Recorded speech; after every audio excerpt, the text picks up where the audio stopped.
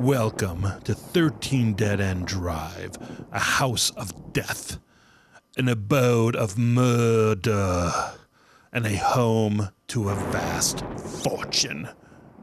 If you can stay alive long enough to collect it.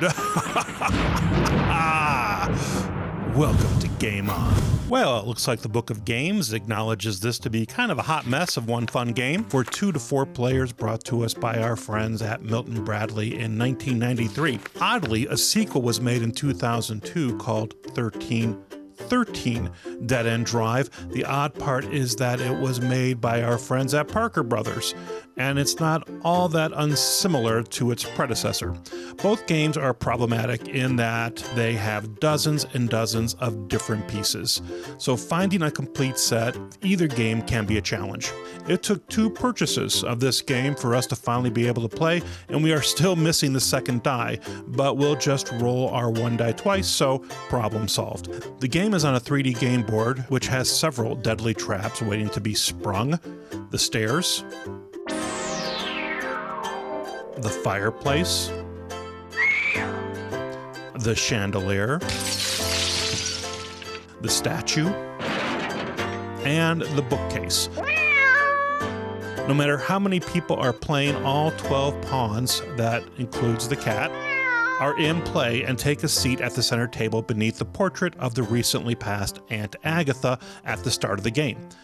In your hand are a number of character cards, and these cards, these multiple characters, are essentially you.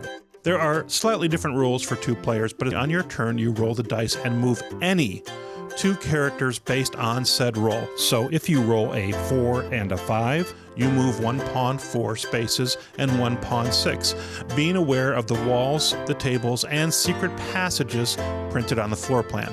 Rolling doubles allows you to either move 2 pawns or combine the roll and move only 1. It also allows you to change the portrait picture, but you don't have to if you don't want to. Ultimately, you're trying to knock off all the pawns who are not you by setting them up in the various traps around the house, while at the same time maybe trying to escape the house with Aunt Agatha's fortune. You do need a matching trap card to spring a trap.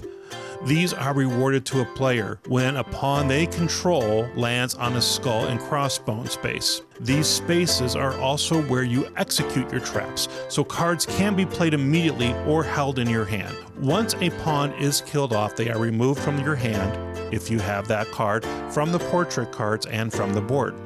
You win by accomplishing one of 3 things.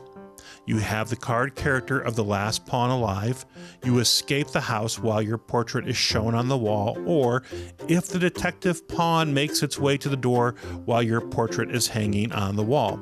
Note, the detective pawn is moved 1 space immediately every time his trap card is drawn from the pile of trap cards.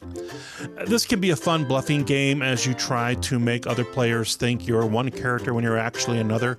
Kids are drawn to the 3D traps, and adults might get into it, but there is some significant time spent on setup, and the rules are a little bit more complicated than what I tried to simplify for you here. Play gets a 6. It's a fun family game full of imagination, and who doesn't enjoy encouraging their kids to murder as many people as possible for the sake of a boatload of cash? Design is an 8. The board is cool, but the setup is intensive, especially the first time, and it's almost a guarantee that pieces will be lost. Overall, a murderous 7. Though it would have been cool to say 13, but it's still 7. Thanks for watching, and don't forget to catch us on Facebook and Pinterest.